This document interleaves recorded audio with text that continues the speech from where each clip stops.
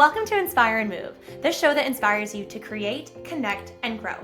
I'm going to bring you meaningful conversations, aha moments, and all the motivation you need to up-level every part of your life. I'm Matt Arruda, founder of Inspire and Move, and your personal hype girl. I've gone from fashion school to celebrity stylist to corporate marketing to brick and mortar entrepreneurship with my husband, each time learning incredible lessons how to pivot, reimagine, and implement the steps to become successful. I am passionate about inspiring others to live their best life, a life of joy. We have the power to design a life that we love because life is too short not to. The best part is that you weren't meant to do this alone. If you feel like you were meant for more, let me ride shotgun with you, and together, let's get you to where you want to go. Hello, everyone. Welcome back to the Inspire and Move podcast. And today is a super fun episode because I have my amazing Inspire and Move podcast co-host, Matt Arruda. Hi, everybody. Joining me. However, we're doing an interview today. Amazing. This has come from some community recommendations, and I love this so much. I will be interviewing my incredible husband, Matt, on sales, the art of sales, customer service, how you're showing up. So we have a few really powerful questions. And for those of you that maybe don't know this, Matt has an extensive experience in sales, particularly with luxury vehicles, luxury automotive brands. He started in sales in his 20s at Audi, and then his big vision was always Porsche. So I should reframe that with big vision was always Porsche, got rewarded the opportunity to start at Audi, and then over-delivered, overperformed, and it quickly moved on to Porsche. And I think that's even actually how we could start this incredible conversation. Sure. Sounds Love. like fun. Welcome to the show. Thank you. I'm really excited to be here. This is awesome. So why don't you give everyone a little background on your story of, kind of that micro story from school into how you got into sales? Sure. So I think, and we'll dive into this, but the root of great sales is based off of you speaking about something you truly believe in, something that you genuinely love. And for me, that has been cars, certainly, but Porsche more specifically, literally before I could remember. It is indoctrinated into me from very early on. I mean, like 3 years old, 4 years old, where I used to just draw these cars and not know what the hell they actually were, or let alone what their value was. They just, for whatever reason, connected with me. So fast forward, finished university, and like so many of my contemporaries thought, what the hell am I going to do with this degree? And I knew what I knew, but I thought I've always been good at speaking. I've always presented well and was articulate enough to hold a proper conversation with truly anybody I thought was a bit of a skill set of mine. So I thought sales would be a good foray, at least to try, and see where we went with that. And there was a company that was hiring at the time. And I went in there in all of my bravado as a 25-year-old and saying, well, I'm going to show up and I'm just going to sell Porsches. And that's all there is. And not only am I going to sell Porsches, I'm going to be the best at selling Porsches at 25 years old. Damn straight you are. Absolutely. And then I got kicked down a couple notches because I had sent an email incessantly every Sunday morning. It was the first thing I did when I woke up as a 24 turning 25-year-old in that summer that I turned 25. And I sent an email as the first thing I did every Sunday morning to the president and CEO of this company asking for an interview and got zero response. Shocking, I know, for 4 months.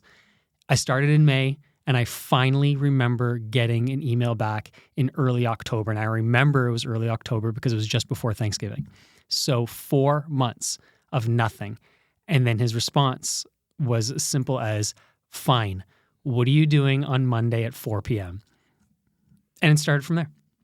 I love that story so much. I mean, it's such a wonderful reflection of being persistent, tenacity, and your greater vision. Yeah, absolutely. So again, kind of moving into your background, where you started, how many years you were at Audi, and then Porsche. So when I interviewed with him, we became good friends, ultimately, the president and CEO, really good friends. And when I first sat down, kind of, you got to imagine this. I get escorted into his office, second level, at this Porsche dealership that I've been driving by since I was 10 years old. And now I'm in there interviewing for a job that I feel is just like it's a slam dunk, obviously. And I get escorted up to his massive office, And I remember it like it was yesterday, even though it was literally almost 16 years ago now. And he was sitting at his massive desk at one end of the room, and I remember that walk from the door to the desk felt like 30-minute walk, and him just staring at me the whole time. I sit down, and the first thing he asks me, why do you want to sell Porsches? Not, hey, how are you? Nice to meet you. Thanks for, everything you just mentioned, the tenacity, blah, blah, blah. Why do you want to sell Porsches? So I tell him my mini story of why it resonates with me as much as it had. And his response immediately was, well, I heard they're building a new Ferrari dealership across the street. They're probably hiring there. Why don't you just go there instead? And it was a test of, well, am I there for work, or am I there to follow through and follow up on what I was genuinely in love with and what I knew I would be able to represent to the best of my abilities? And I answered very quickly with something along the lines of, as beautiful as they are, they're not Porsches. And I know I wouldn't do as well there as what I know I could do here for you. And it started off a conversation that truly, I think we spoke about cars for about 7 minutes, and the next hour and change was everything other than cars, because at the time I thought, well, this is going well, but really it too was just part of the interview. He wanted to know who I was at my core, what my beliefs were, what kind of family I came from, and how I was able to react to unforeseen circumstances as they came up, and how you were going to pivot, because as I came to learn, that is all sales.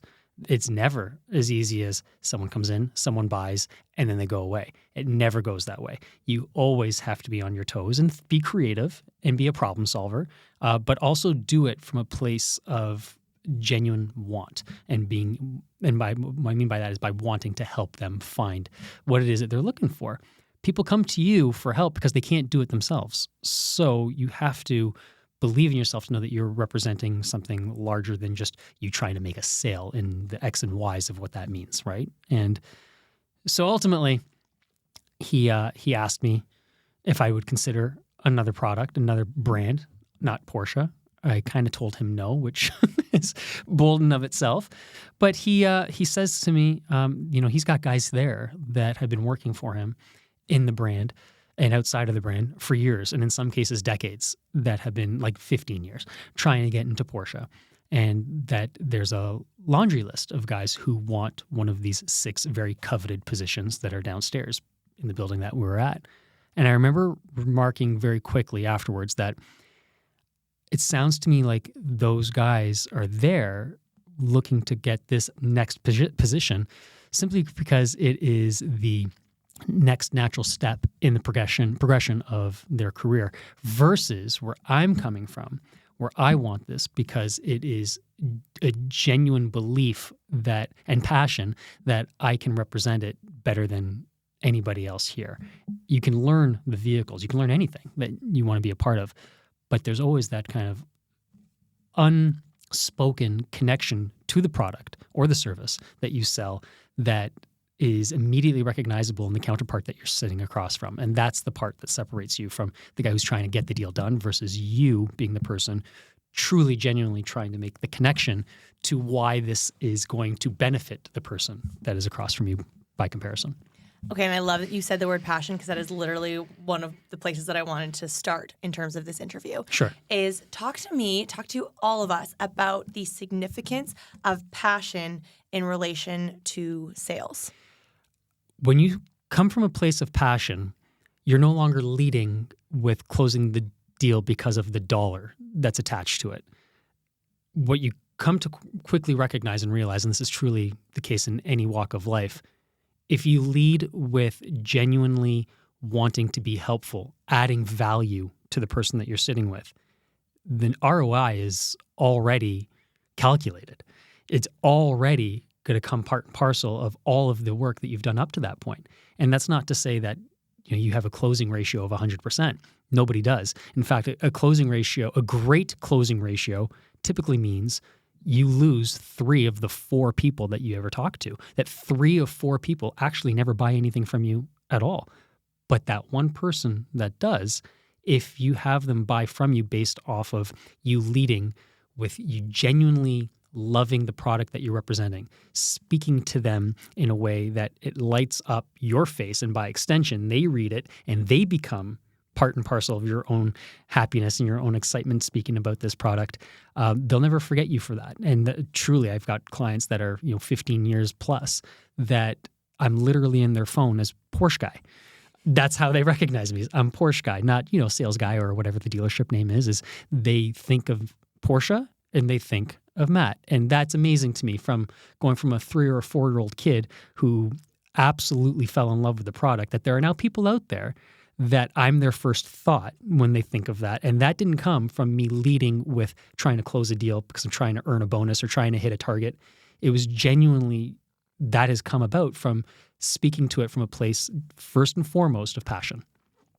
I love that. And it's an amazing foray even for the power of a personal brand that you have co-created this brand between Porsche and Matt Arruda, and that is how people think of you. Yeah, which is amazing. Awesome. Yeah, it wasn't intended, but I'll take it for sure.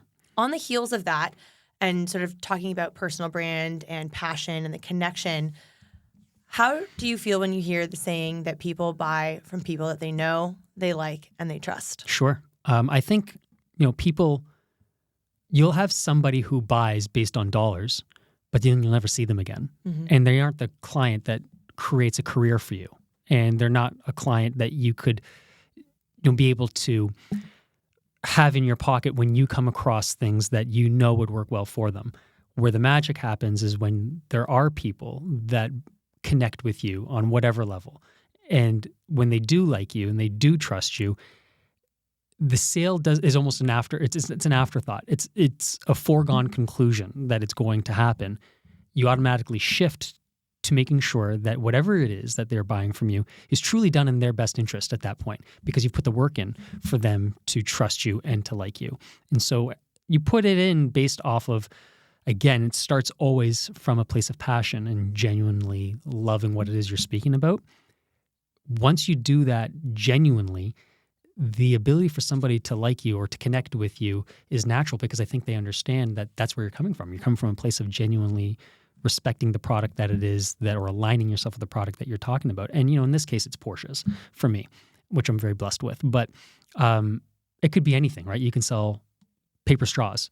And if it's what you genuinely believe is your calling or why you're going to make a difference in that industry, if you show up with the energy that backs that up, then they will have no choice but to genuinely fall in love with you, because you are so in love with what it is that they're there to purchase or to buy. I also love the thought or the notion of being a product of your product. Not that you are a Porsche, but that you love the brand so much that kind of circles back to the power of passion. But, people listening, that we own Benchmark Fitness, and that fitness is a passion for us. Mm-hmm. And our stories single-handedly are so different and unique in terms of why you love activity and sport and working out. And my story is very different. It comes from a passion and purpose based off of the loss of Garrett, mm-hmm. my brother. But that we are a product of the product that we own and operate and sell. Absolutely. Yeah, people, I think, see us and we become almost quasi-billboards of the products that we sell and the brands that we represent, because, again, we believe in it. It comes from passion first. Absolutely. Now, there's certainly another side of this where you'll have people be like, ick, sales. Yeah. How have you, or what has worked for you if you've had to navigate that in your own journey? Mm-hmm. And what could you even share as advice for people that might be experiencing that right now? I mean, car sales is probably the number one. Like super right? ick? Yeah, it's the number one. You're lucky if you've got, a guy or a girl that you trust, because if not, it is a daunting activity. It's fun to think about buying a new car, right? Like you put it on your vision board, or, you might look at some YouTube videos or whatever, and all that's fun and exciting. You're picking colors online. But when it's time to actually go and walk into a building, or to get a quote and figure out what this is going to truly mean for you on a monthly basis, that's where a lot of the fun goes away, and it gets very real very quickly. And unfortunately, look, stereotypes typically exist for a reason. Mm-hmm. And I think that there have been many, many, many years in which car sales was almost a bit of a dark hole. You didn't know what was happening on the background or in the back end, and what if these are truly the best, numbers or the best available options to you.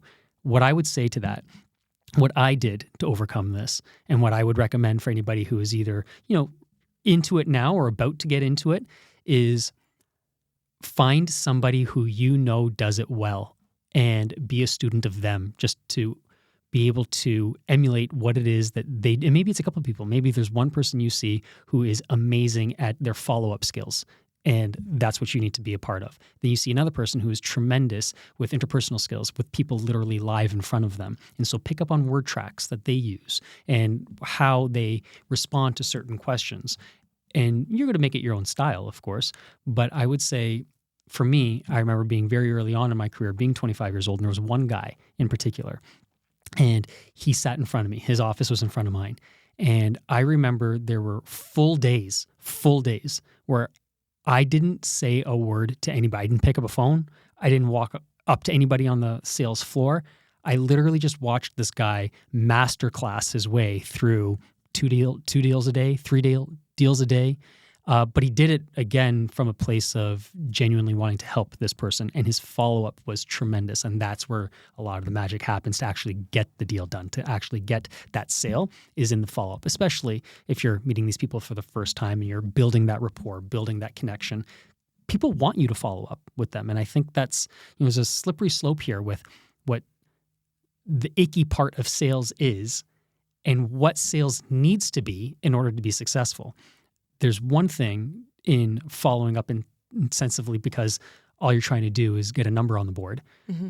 But if you're following up in a timely manner and doing it with something to say, you're not picking up the phone 3 days after somebody has left and effectively just being like, just checking to see if you want to spend that money now. That's not the phone call. But if you can call with a reason as to why you're calling, with news that maybe you hadn't shared because you didn't have it available to you 3 days earlier, or things that have turned into a better situation, or maybe there's more urgency that needs to occur now because what was available, or at least how much of what was available 3 days ago, is no longer the case now, maybe that's what this client needs, is just the ability to understand, well, shit, this isn't going to be around forever. He cares enough to call me to let me know that if this doesn't work based on, the numbers not making sense, so be it. But the last thing that most people want is for it to not work just based on poor timing. If you want it and they want it, and you didn't communicate that there's a timing issue in the middle that you knew of, that's a real shame for everybody to lose out on at that point. Because remember, again, when you're in sales, what you're effectively doing is becoming the bridge to what you have and what somebody else wants. Mm. Why would you put up any barriers to making that transaction as smooth as possible for both ends? So if you can just aid along with that conversation and just be more of a touch point that kind of lubricates the conversation to the end result, then it's in your best interest. But more importantly, it's in their best interest. In my world, I try and sell a few vehicles a week or a month or whatever that number is. But these people are making this transaction once for the next 3 years, maybe 4. And it's in one of their top 3 biggest investments, exactly. Maybe? So they're going to need to know everything you know when you know it. You might think it is nonstop because you've made these calls 4 or 5 times to 4 or 5 different people in the same day, and it sounds like you're just repeating the same thing over and over again. But for that one person on that phone call at that time, they might need to hear it at that exact moment from you specifically in order to make the decision that much easier for them. And talk to me through, in terms of follow-up. I mean, you hear how people need multiple touch points and how many times to follow up, and the fortune is in the follow-up. Do you have a guideline that you have worked with and that you would share with people in terms of what the frequency should look like for follow-up? Or is it more of a case-by-case scenario, and what's the vibe like with this particular client? Or following up from a gym member standpoint in our business that we own together versus the dialogue with a potential Porsche client? I think that everybody is different, for sure. I think you do have to respect what people set up as their guidelines when they're speaking to you and all the rest. But again, you not following up, to me, if somebody doesn't follow up with me on whatever it is that I'm buying, to me what that says is they don't care. And that is the last thing that you should be exuding when you are in sales. You need to care. And genuinely, you need to care, right? But for me, my process typically is after my first touch point with that person, whether it be on the phone or whether it be an email, certainly in person, I don't wait any longer than 24 hours before I reach out just to say, nice to meet you. If you didn't have my contact, here it is. Don't hesitate to reach out should you have any questions. And then I let them know when I'm going to follow up with them next. So it doesn't come out of left field and they know that they can expect to hear from me. Because if I do show up 3 days later out of nowhere, it kind of seems like, oh, that guy again. But if I'm telling them I'm going to reach out by Friday, and today's Tuesday or whatever, I'm going to reach out by Friday. Number one, reach out by Friday. Don't say something and not do it. That's your number one pitfall, right? They got to trust you right from the get-go. And unfortunately, first impressions are extremely important in sales. So really in everything, quite frankly, but sales especially. But if I'm going to follow up on Friday, it's, again, just reiterating, hey, just want to follow up on our chat from Tuesday. I recognized that this has become available, or we were able to source this as an option, whatever it might be. And then I'll make another point or following up 3 days later if, obviously, I don't hear from them in the middle. If we've heard from one of our members, or if we've heard from a potential client at Porsche as to what the next steps need to look like, I'm going to follow that proper routine. Clearly, you're going to have a natural, normal conversation at that stage, as opposed to it being so structured. But if I don't hear from them after the first one, and I send them another note 3 days later, and I still don't hear anything at that point, I usually reach out typically about 5 days or so, and it's not an exact science, but about 5 days after that. So now we're talking somewhere in and around roughly 2 weeks after our initial touch point, especially if I've set that up properly where they know I was going to follow up and I've made reference to what it is we were talking about when we initially met. That third time that I send them an email, especially in sales, I do make it clear that I have tried to reach out to them, and I completely respect if they've decided to move in another direction or if they've put the decision on the back burner for right now. But either way, what I do clearly outline is that I ask that they let me know regardless so that I can structure my follow-up properly with them moving forward. Yep. Because that way, they are going to keep getting follow-ups from me because I'm just doing my job. But if they don't want follow-ups, and look, most people who don't want follow-ups, they don't want follow-ups. And if it takes them sending me a note to say, you know what, he is asking for how he's supposed to deal with me effectively moving forward. He's asking how to deal with me. I owe him that. Then I'll respect it. If they're like, you know what, we're putting this on the back burner, or you know what, I've bought somewhere else, done. It takes it off my plate.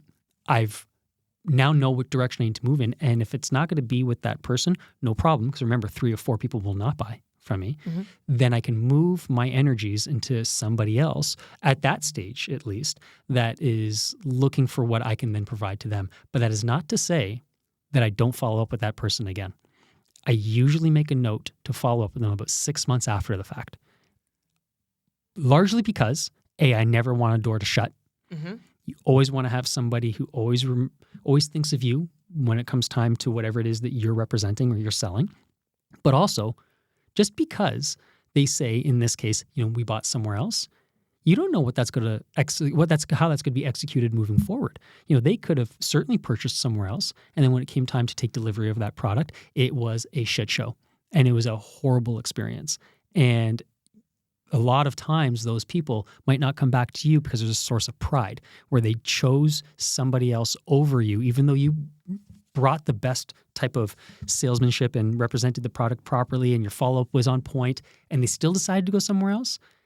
And unfortunately now that experience has been a crappier version than what you know you would have provided.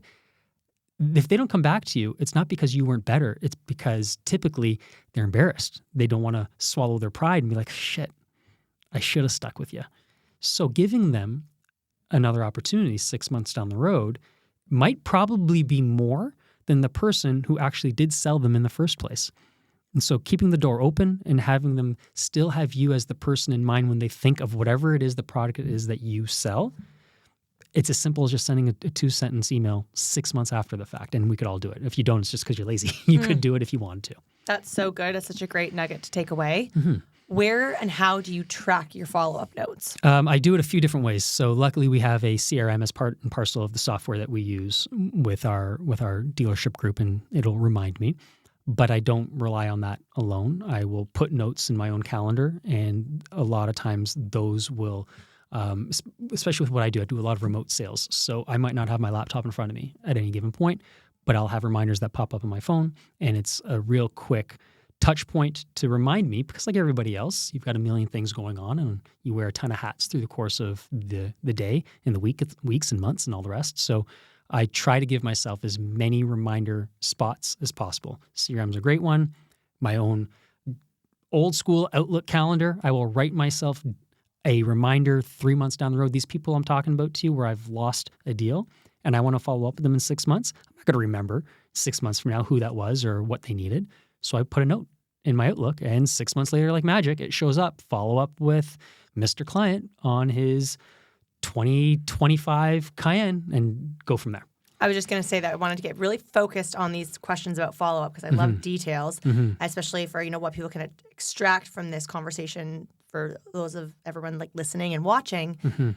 Is you make these notes in your calendar or in a notebook or paper calendar or all of the above. All of the above, absolutely. Will you also reference, in this case, it's Porsche clients, like name, vehicle that they were looking at or coming out of? Absolutely. Or if it is, say, we have a side hustle in network marketing with supplements, do we have notes specifically of like, this is what they took previously, this is what they're looking to aid their well-being with, if it's joints or gym members? Like, would you put details regarding the person that you're following up with and what they are maybe looking for or looking to overcome? Absolutely. So I think it doesn't have to be as clinical as just the product itself. I think in the time that you've spent with them, you probably picked up on some personal components that you share in common with one another. So part of that, how do they like you and trust you is also how do they connect with you? And that's different with everybody. Your skill sets and their skill sets might have some overlap, and interesting to know what that is. Is it, for me, if I come across somebody who loves sports and dogs, we're going to connect. That's because that's what your favorite topics. Has absolutely nothing to do with Porsches, but those are the things that I'll remember. Or they're big sports fans, or whatever the story might be. These are all things that I'm going to be able to remember as part and parcel of the notes that I take. So when I do touch base with them on whatever it is, let's say we are massive Toronto Blue Jays fans together, I'll have no problem with mentioning something about the season as it's currently in place, or maybe in the off season with a move that the team has made or whatnot, just to become more personal to the person, right? Or to the client, as opposed to, again, you're not just checking in on your money, you're checking in on the person. And once you look after that relationship, the money is a natural byproduct of the effort you've put in to make sure the person's looked after first. We talk about this a lot in our business, owning Benchmark together, and this is a lesson in life. People remember how they're made to feel. 100%. They remember how you make them feel. Absolutely. And I know like one of my superpowers is remembering people's names. Yes. And that is something I think is an immediate touch point of how people are made to feel. But if you then go on to remember their, if this is a gentleman, you remember his wife's name or daughter's name, dog's name, where's the daughter going to university, and you can rope that into the conversation before you hit them with that follow-up. Exactly. It's just that connection piece and how you make them feel. Because I guarantee you, the guy that sold them their car isn't doing that. Yeah. Another question I have for you that I think is also so interesting that we can apply to different areas and industries when it comes to sales is why your appearance matters. Well, I know we touched on it, how first impressions matter. For sure. First and foremost. And this isn't going to be the case for everybody. I think what we're talking about here is, what has been successful for me and how I've been able to be in the business for 15 plus years and all the rest. And I have always taken it very seriously. I think you dress for the part you want. And I've always felt that way long prior. Here's a little fun note. Did you know I won Best Dressed in high school? Well, everyone listening, did you know that was the first thing that caught my attention when Matt and I met actually That's right. at work. I worked in the marketing department for this luxury automotive group. Matt was working at Porsche at the time, and I noticed him based off of how he was dressed. Yeah. He was in a killer three-piece suit. It's actually what was my nickname was three-piece for a little while. And that doesn't need to be everybody's foray into, obviously how successful sales is executed. It's not necessarily wearing a three-piece suit per se, but you do need to make sure that you are feeling your best. And for me personally, that comes with trying to look my best as well. So, to speak to that portion, yes, first impressions do matter, but I think you representing yourself as somebody who is in line with the brand. We chatted about this too, how we're kind of personal billboards of the product we represent. So if I represent Porsche, I'm representing refinement, I'm representing luxury, I'm representing performance. I need to look the part if I want to speak to the brand and have somebody understand that I know what I'm talking about. At least is how I would want to be sold if I was on the other side of that desk. So coming to the job looking like you want to be there and then carrying yourself like you're supposed to be there is half the magic. And, there's a bunch of reasons, I'm sure, and experiences that I'll never know as to whether or not that was the reason why they decided to buy a vehicle with me or they sourced me specifically. But there are absolutely times, and one not that long ago, where I had a guy reach out to me specifically because of how I was dressed online. And he sent me a random email. On the online. So he went on to, it's not through my OnlyFans or anything. Yeah. So you need to give some more context. The dealership website. So it was a Saturday, and he had never bought a car through our dealer group. At least he had bought, however many other Porsches up to this point through other brands, other dealer groups.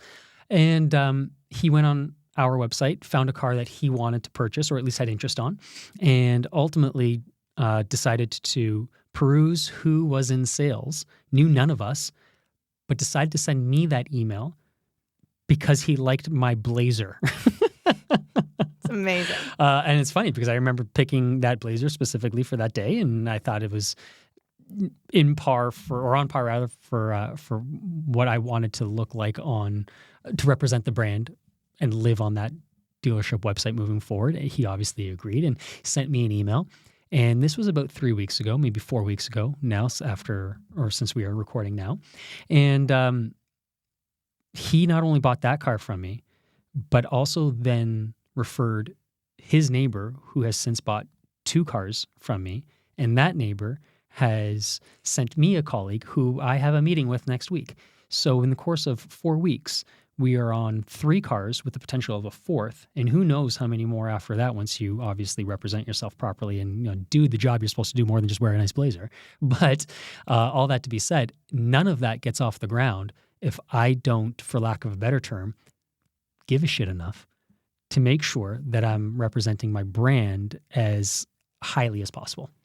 And I think that's such a great takeaway for everybody in terms of how you are representing your brand, how you are representing yourself, how you craft your emails, how you show up and shake someone's hands. You and I share this passion for a strong handshake. And my dad used to always be so firm on literally having a firm handshake. And it has actually proven to have such wonderful impact for me in relationships and interviews, and something that you and I both share. And it is a first impression. Like, we so often talk about that. If I meet, especially shaking hands with a gentleman, sure, I'm like, oh my gosh, that was such a wet noodle handshake. Exactly. That's your first. Regardless how great they are. Yeah. I know. That's how I'm going to associate with you. Like, oh, limp, weak. Wah. Weird sound effects. But, all this to being said, that we are personal brands, personal billboards. Yeah. When you and I bought the gym and then created it to be Benchmark Fitness, the previous owners had a very different relationship with the healthy habits, workout routines, probably their food. I mean, a completely different relationship on just socializing with members and clients, and the ability to, in this case, not grow because there wasn't the connection within the community, let alone within the walls themselves. Absolutely. And I mean, that was one of the best pieces of feedback from a previous member when he first saw me sitting at the desk, day 2 of owning the gym, Googling how to run a business. And he couldn't believe how different I looked compared to the previous owners. And that you said hi using his name. Yeah. Mm-hmm. And that fitness is important to me, and that is directly correlated to our brand and business. Yep.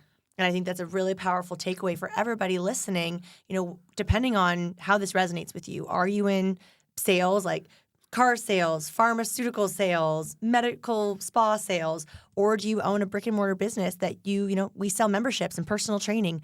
But we sell more than that. We sell an experience and a community and a culture and energy that's within our walls. And the better that we can embody that and have that filter through your messaging and your appearance and how you show up and how you interact with people and how you make them feel, you're going to create better success for yourself. And in that breath, that because of those efforts, we have in the benchmark world have also rewritten how the people who experience benchmark think of gyms.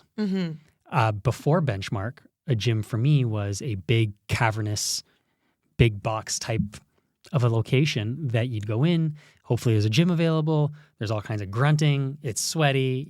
Weights are mismatched. There might be carpet. It's probably not clean. Absolutely. But because of the efforts that are put forth, that stigma or that stereotype that gyms typically have, that doesn't exist at Benchmark. And that's not by accident. It's because you cared enough to make sure that what you were most passionate about was represented in the most pure light that resembled you as a person. And that's no different than any sales. And I would say the same thing back with what happens with Porsche. My industry in car sales or of car sales, it's not a great one. We don't have a solid rep. I can't control what that looks like as a whole. I can control how I represent it in my world and what the experiences that my clients get.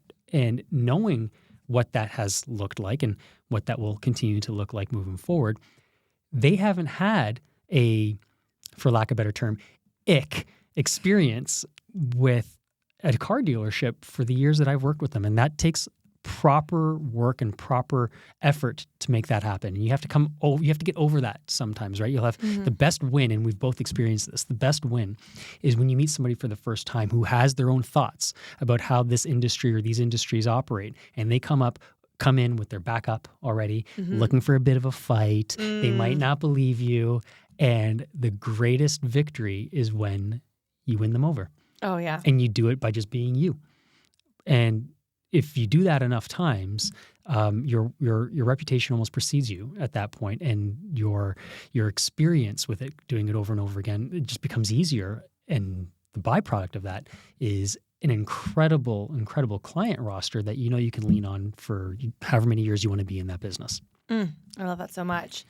Okay, so in sort of closing, I feel like there have been so many amazing, powerful takeaways for everybody listening and watching, but do you feel there are any key principles in order to be successful when it comes to sales, the world of sales, the industry of sales, and the art of selling? I think, anybody can sell something, but where the difference is as far as excelling at that is finding the product or the service that you are genuinely in love with. Truly in love with, because it's never going to be, or it's not always going to be, bright days every single day. So you always have to come back to the core, which is, are you in love with it? Like any other relationship, will that get you through it? And once you do that, you've got that as your foundation. Beyond that, follow-up is by far my biggest superpower in that world. And you have to believe that the reason you're following up is not to check on your dollars.